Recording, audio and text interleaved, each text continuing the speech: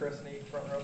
So, Micah, two parts. How much in the spring did you actually practice? And now that you are back to fully practicing, what is your main focus in working with those primary guys you're probably going to start with? I practice every day in the spring. I just didn't do like every single thing, but I did practice every day. And getting in together now with the guys, it's great being out there full go and being just, today in pads. And then like we're just gelling together as a group, finally having everybody healthy, ready to go. Brendan, Coach there in the front row. Coach Norvell sounded really happy with how the offensive line performed today. How do you think the group's coming together, especially now that you guys are all consistently together, getting practice? I feel like we're coming together really well. A lot of veteran guys, even some of the young guys coming along, stepping up big today. We're just gelling together. Offensive line, you need repetition together so you guys can be on the same accord, and I really felt that today. Today's one of our better days. We'll go over to your right, second row for Ira. How different can offensive line play be from coach to coach, like position coach to position coach? And which part of Coach Hand want you to do things differently than you've done in the past, or just doing better? It all comes to what they're being told from above. So everybody isn't going to coach the same. Everybody isn't going to take the same approach. I love Coach Hand's coach style. He's hands-on, very detail-oriented, and technique specific. So, yeah, Coach Hand's been doing a great job. Some of the best coaching I've ever had in my life. Going back to the middle, second row for Liam.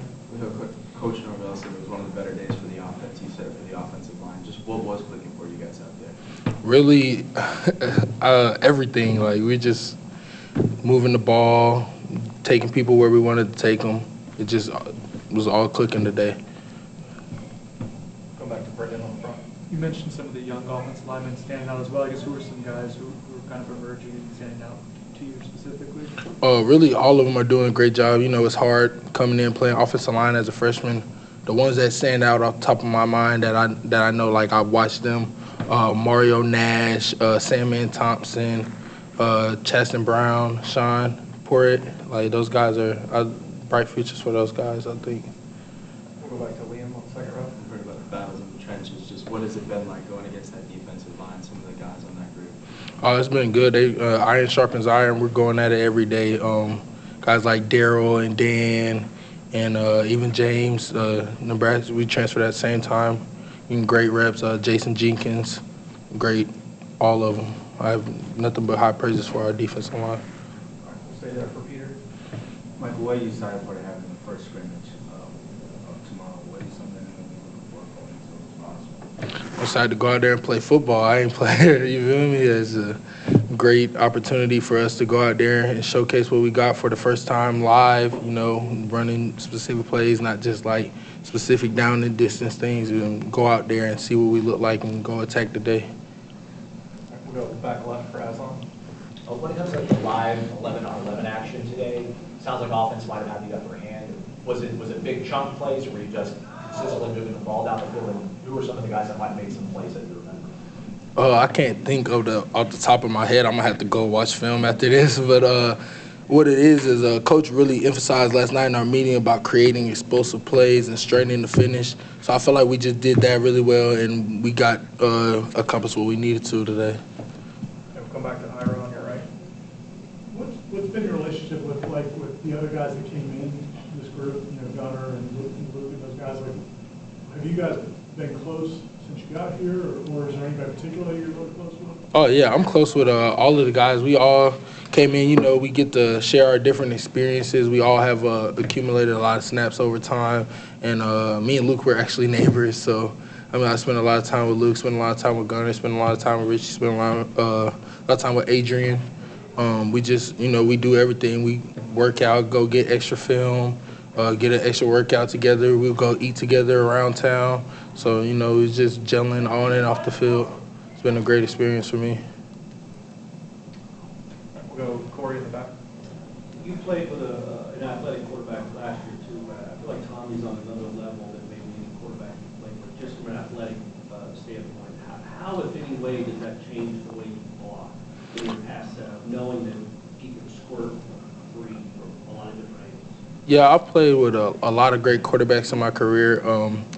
They're all their own different person. Tommy it's got to be the fastest I've ever seen. I mean, like, you know, you hear about him, you see it on film, but then, like, you watch him zip past you, and it's like wow, like, the guy's really elite. But blocking-wise, it doesn't change, you know, still go attack and set the point. I just let him do what he do, get people out of his way so he can work his magic. We'll go back to the left for Aslan. When it comes to offensive line, we always hear that all 5 of you guys have to do your job for everything to work. But is there anything about the scheme or the way things are drawn up and coached that if one of you guys isn't 100% on a rep, big plays can still happen? I mean, like, you're not going to win every rep, but, I mean, like, that's the goal, not just the offensive line. All 11 people got to do their jobs, because that's the thing. On defense, you can have, like, a couple standout players that just, you know, make freak of nature plays, but you, especially as an offensive line specific, we all got to 5 be on one accord, even if, like, we all, like Coach Hand says all the time, like, if we're all wrong, we're right. So, like, if we had messed up and made the wrong call for some reason, but all 5 of us need to be making that same wrong call so we're not going in different directions, if that makes sense. We'll come back to Ira on your right. The team you were on last year came in with a lot of expectations and hype. This year, I think a lot of people don't know what to make of this team because there's so many pieces coming in together and nobody really knows what it's going to look like. Do you like this, or would you rather people were talking more up about Florida State, or do you pay attention, or does it motivate you? I mean, like, they can say what they want to say. I know the work that we put in every day, and it doesn't bother me. I'm here to play football, so if they're doubting us, if they're giving us rat poison in the news, it won't make a difference to me. I'm going to show up and play the same way.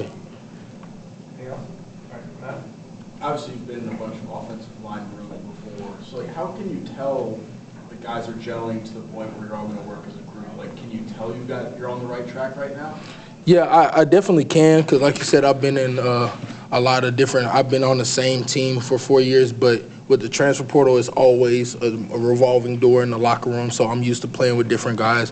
It's just different this time around. Like, I don't know, it's just like we're all close. All of our lockers are next to each other. Like, we do everything together, really, except, like, you know, when we go home. But even then, some guys go hang out, play the game. We all at different houses. We all on the game together. Like, it's just, you know, we do everything together and talk to each other and very close-knit. We laugh in the meeting room when it's time to laugh, and we work when it's time to work. All right, last one will be front row on your left, Nick.